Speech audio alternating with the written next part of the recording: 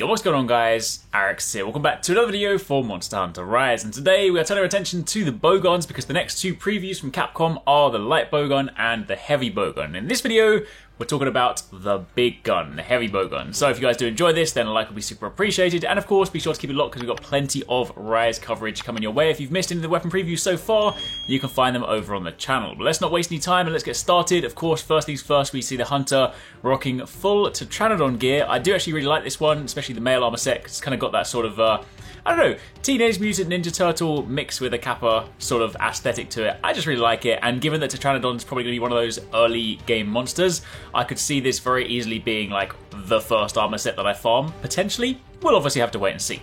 Either way, we see some basic moves here. Of course, we see the bowgun firing out different types of shots, and we also see it initiating a couple of different Silkbind attacks, which are going to give you some pretty cool movement and counter options. Also, the gameplay in this one is actually against Bishaten, which gives us a chance to sort of see that in greater detail. I just love the design of this monster. It just has so much character. The fact that it's out there throwing fruit at you looks hilarious. But anyway, moving over to the heavy bowgun, interesting observation in this very first clip appears to be a new behavior for the gun. Now, obviously, historically, the heavy bowgun has had a charge shot type in that, you know, if you use the Wyvern ammo, it takes a little bit of time to fire out, but this is distinctly different. This appears to just be the ability to just straight up charge your shots, kind of in the same way you would charge a shot for the bow. Now, obviously, you know, until we get to go hands-on, we won't know exactly how this works, whether this can be applied to all ammo, whether it's applied to select ammo. That much will of course remain to be seen. But what we can definitely see from here is brand new behavior for the heavy bowgun, because you can see clearly the gun is flashing, there appear to be multiple charge levels, and you fire it out, and I'm guessing obviously the longer you charge,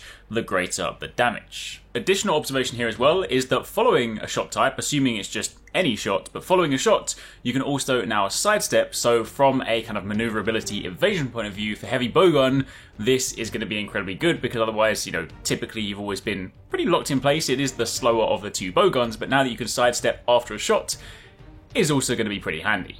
In the next scene, we then, of course, see the return of special ammo again, Wyvern Heart, the minigun this time around. Interestingly, we don't actually see it being loaded, we just see the shooting animation. I assume that's just because we know how this works. It is entirely possible that behavior could have changed and the way that you switch to it is ever so slightly different, but given that we haven't seen anything to indicate that, I think it's fair to assume that we can just know that, you know, machine gun fire, Wyvern Heart is here, and I'm guessing if that is here, that probably implies that, of course, we have Wyvern Snipe as well, so, you know, the bowgun types are still going to be a thing. We do, of course, then get to see that you still have the ability to fire those volley shots, so, you know, cluster bombs and whatnot. Very much looking forward to TDS cluster bombing everything to death. Shout out to you guys. That's going to be awesome to see in Rise. But anyway, jumping over to the Silkbind moves. First one is called the Free Silkbind Glide, and this is basically a Silkbind move that allows for fast repositioning, and it has multiple follow-up options. So you can, of course, see in this first situation, as the title's coming on, you can use it evasively to, like, get out of the way, but you can then also use it to pull yourself very, very close, and then of course charge up a Wyvern Blast for, you know, a close range explosive attack. That's of course different to the shot we saw at the beginning, so, you know, behavior wise I think they are two different shots. But given the heavy bowgun is a heavier, slower weapon, having the ability to basically move around at the drop of a hat is going to be incredibly useful. Meanwhile, the second attack is called Counter Shot. This one will stretch out a web of silk, and you basically take this stance and you prepare for a counter attack. If you are hit during this, it then activates an attack, and of course you then have like a counter shot you can then perform. Interesting thing with this, the actual sort of activation window and the whole sort of counter window seems to be pretty generous. You can see in the very first one, even during the initiation animation, before you've kind of taken that stance, all while a kind of silk is wrapping its way around you, it still counts as the window, and you can then see that there's like a pause section where you can charge up this powerful attack, and you can then go straight into the counter shot. Apologies, by the way, it's raining pretty heavily. If you hear that in the audio, I do apologize. However, similarly, you can see in the next shot where you can activate it, you've then kind of got this window where you can be hit, and you can actually turn full 180 and shoot behind you for that counter shot, which is going to be really useful because in this situation with Bishaten, if it flies behind you and you kick off a counter in the wrong direction, that's kind of useless. So knowing that you can also reposition for this counter shot is going to be incredibly versatile.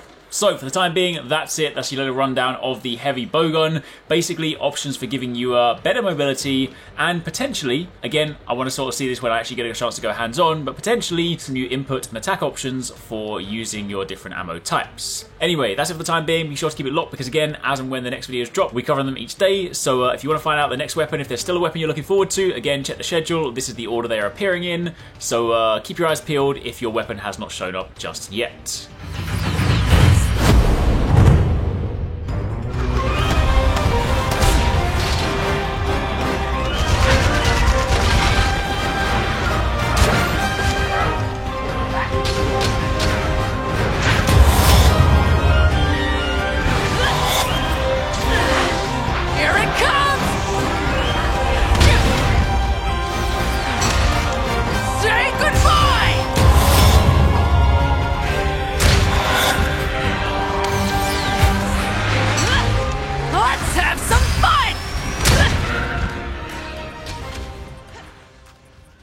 Thanks so much for watching, guys. I hope you enjoyed that video. Don't forget, if you haven't already done so, you can join the Arekkz Gaming Discord. We've got an awesome community over there with so many different channels for you to chat loads of different topics and different games. I'm in there, the team's in there if you guys want to chat with us, find people to play with.